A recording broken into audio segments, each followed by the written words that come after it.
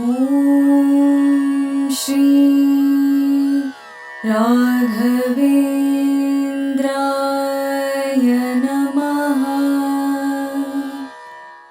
ಶ್ರೀ ಗುರುಭ್ಯೋ ನಮಃ ಪರಮ ಗುರುಭ್ಯೋ ನಮಃ. ಶ್ರೀಮದಾನಂದ ತೀರ್ಥ ಭಗವತ್ಪಾದಾಚಾರ್ಯ ಗುರುಭ್ಯೋ ನಮಃ. ಶ್ರೀ ವೇದವ್ಯಾಸಾಯ ನಮಃ. ಲಕ್ಷ್ಮೀ ಹಯಗ್ರೀವಾಯ ನಮಃ. ಲಕ್ಷ್ಮೀ ವೆಂಕಟೇಶಾಯ ನಮಃ. ಓಂ ಶ್ರೀರಾಮ ರಾಮ ರಾಮೇತಿ ರಮೇ ರಾಮೇ ಮನೋರಮೆ ಸಹಸ್ರನಾಮ ತತ್ತುಲ್ಯಂ ರಾಮನಾಮಾಪರಾನನೆ. ಕೃಷ್ಣಾಯ ವಾಸುದೇವಾಯ ಹರೇ ಪರಮಾತ್ಮನೇ ಪ್ರಣತಕ್ಲೇಶನಾಶಾಯ ಗೋವಿಂದಾಯ ನಮೋ ನಮಃ.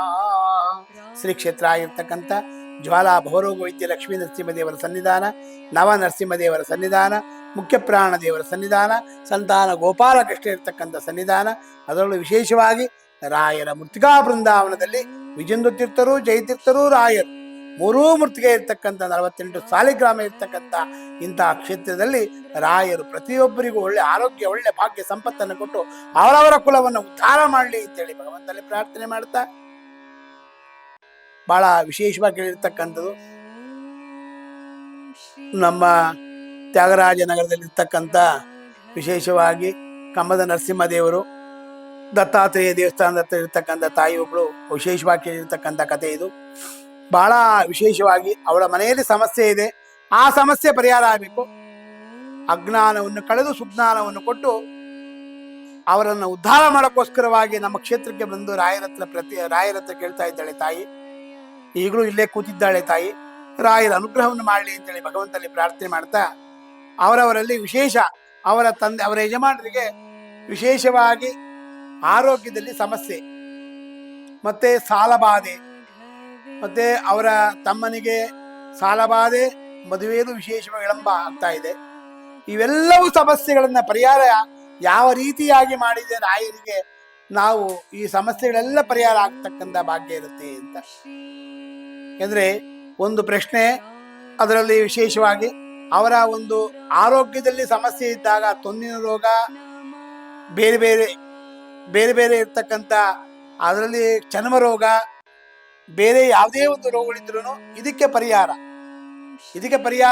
ಏನಪ್ಪ ಮಾಡ್ಬೇಕಪ್ಪ ಅಂತ ಹೇಳಿದ್ರೆ, ರಾಯರಲ್ಲಿ ವಿಶೇಷವಾಗಿ ಪ್ರಾರ್ಥನೆಯನ್ನು ಮಾಡಿ, ಅದರಲ್ಲೂ ವಿಶೇಷವಾಗಿ ಶಾಂತಾಕಾರಂ ಭುಜಗಶಯನಂ ಪದ್ಮನಾಭಂ ಸುದೇಶಂ ವಿಶ್ವಾಧಾರಂ ಗಗನ ಸದೃಶಂ ಮೇಘವರ್ಣಂ ಶುಭಾಂಗಂ ಲಕ್ಷ್ಮೀಕಾಂತಂ ಕಮಲನಯನಂ ಯೋಗಿರುದ್ಯಾನ ಗಮ್ಯಂ ಒಂದೇ ವಿಷ್ಣುಂ ಭವ ಭಯ ಹರಂ ಸರ್ವಲೋಕೈಕನಾಥಂ ಅಂತಾರೆ.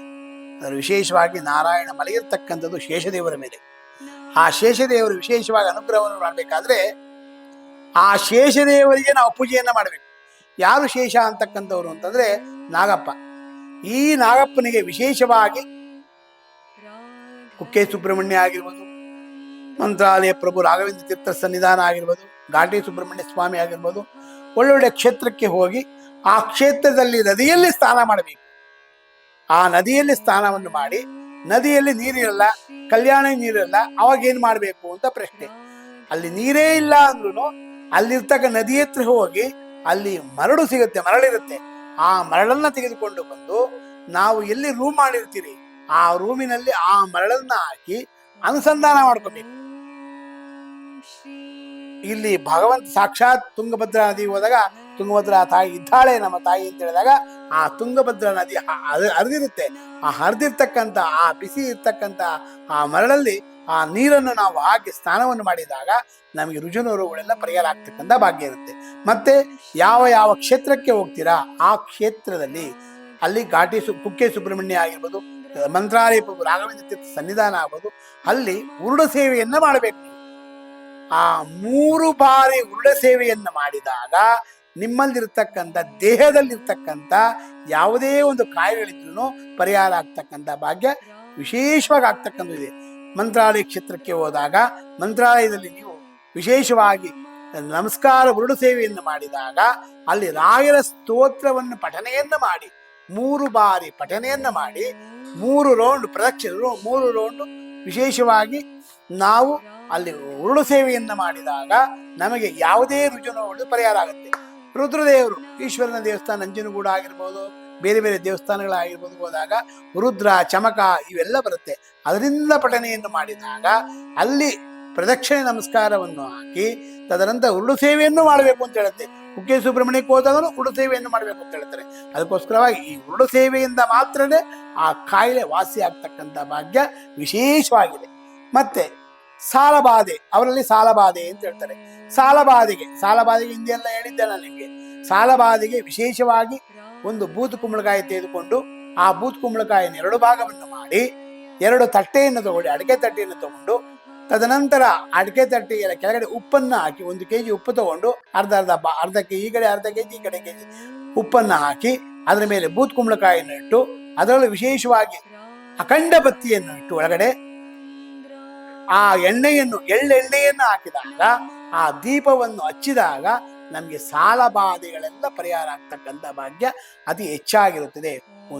ಒಂದು ಮಂಗಳವಾರ, ಒಂದು ಶುಕ್ರವಾರ, ಒಂದು ಮಂಗಳವಾರ, ಒಂದು ಶುಕ್ರವಾರ, ಒಂದು ಮಂಗಳವಾರ, 5 ದಿನಗಳಲ್ಲಿ ಮಾಡಿದಾಗ 5 ಮಂಗಳ ಶುಕ್ರ ತಿರ್ಗ ಮಂಗಳ ಈ ತರ ಮಾಡಿದಾಗ ನಮಗೆ ಈ ಸಾಲ ಬಾಧೆಗಳೆಲ್ಲ ಪರಿಹಾರ ಆಗ್ತಕ್ಕಂಥ ಭಾಗ್ಯ ಅತಿ ಹೆಚ್ಚಾಗಿ ಇರುತ್ತೆ. ಮತ್ತೆ ಮದುವೆ ವಿಳಂಬ ಆಗ್ತಾ ಇದೆ ತಮ್ಮನಿಗೆ ಅಂತ ಕೇಳಿದ್ದೀರಾ. ತಮ್ಮನಿಗೆ ವಿಳಂಬರ ಆಗ್ತಾ ಇರೋದ್ರಿಂದ ಈ ಕುಂಬಳಕಾಯಿಯನ್ನ ಹಚ್ಚಿ ಅವರ ಸಾಲ ಬಾಧೆಯನ್ನ ಪರಿಹಾರ ಮಾಡಿಕೊಂಡು ಈ ಮದುವೆ ವಿಳಂಬ ಆದಾಗ ನಾವೇನ್ ಮಾಡ್ಬೇಕಪ್ಪ ಅಂದ್ರೆ ಈ ವೈಶಾಖ ಮಾಸ ಬರುತ್ತೆ. ಆ ವೈಶಾಖ ಮಾಸದಲ್ಲಿ ವಿಶೇಷವಾಗಿ ಶ್ರೀನಿವಾಸ ಕಲ್ಯಾಣ, ರುದ್ರದೇವ ವಿಶೇಷವಾಗಿ ಸೀತಾ ಕಲ್ಯಾಣ, ಆಮೇಲೆ ಬೇರೆ ಬೇರೆ ಎಲ್ಲಾ ದೇವತೆಗಳ ಕಲ್ಯಾಣೋತ್ಸವ ಅಂತ ಮಾಡ್ತಾರೆ. ಆ ಕಲ್ಯಾಣೋತ್ಸವದಲ್ಲಿ ವಿಶೇಷವಾಗಿ ನೀವು ಮಾಡಿಸಿದರೂ ಬಹಳ ವಿಶೇಷ. ನಿಮ್ಮ ಕೈಲಿ ಏನು ಹಣ ಇಲ್ಲ, ಏನು ಮಾಡ್ಸಕ್ಕಾಗಲ್ಲ ಅಂದಾಗ ಎಲ್ಲಿ ಕಲ್ಯಾಣೋತ್ಸವ ಆಗತ್ತೆ ಆ ಕಲ್ಯಾಣೋತ್ಸವಕ್ಕೆ ಹೋಗಿ ಆ ಕಲ್ಯಾಣೋತ್ಸವದಲ್ಲಿ ವಿಶೇಷವಾಗಿ ನಿಂತು ಅವರು ಕೊಟ್ಟಿರ್ತಕ್ಕಂಥ ಒಂದು ಅಕ್ಷತಾರೋಪಣ ಮಾಡ್ತಾರೆ. ಅಕ್ಷತೆಯನ್ನ ತೆಗೆದುಕೊಂಡು ಬಂದು ರಾಯರ ಮುಂದೆ ನೋಡಿಸಿ, ನಿಮ್ಮ ಕುಲದೇವರ ಮುಂದೆ ನೋಡಿಸಿ ಆ ಅಕ್ಷತೆಯನ್ನು ತಲೆ ಮೇಲೆ ಹಾಕೊಂಡಾಗ ಅದರಿಂದ ನಿಮಗೆ ವಿಶೇಷವಾಗಿ ಕಂಕಣ ಭಾಗ್ಯ ವಿಶೇಷ ಇರುತ್ತೆ. ಮತ್ತೆ ಅವರೇ ಕಂಕಣವನ್ನು ಕೊಡ್ತಾರೆ. ಅಲ್ಲಿ ಕಲ್ಯಾಣೋತ್ಸವ ಮಾಡ್ತಾ ಇದ್ದಾಗ ಕಂಕಣ ಕೊಡಿಯಿಂದಾಗ ಕಂಕಣ ಕೊಡ್ತಾರೆ. ಆ ಕಂಕಣವನ್ನು ನಾವು ಕಟ್ಕೊಂಡಾಗ ವಿಶೇಷವಾಗಿ ಕಲ್ಯಾಣ ವಿಶೇಷವಾಗಿ ಆಗ್ತಕ್ಕಂಥ ಭಾಗ್ಯ ಇರುತ್ತೆ.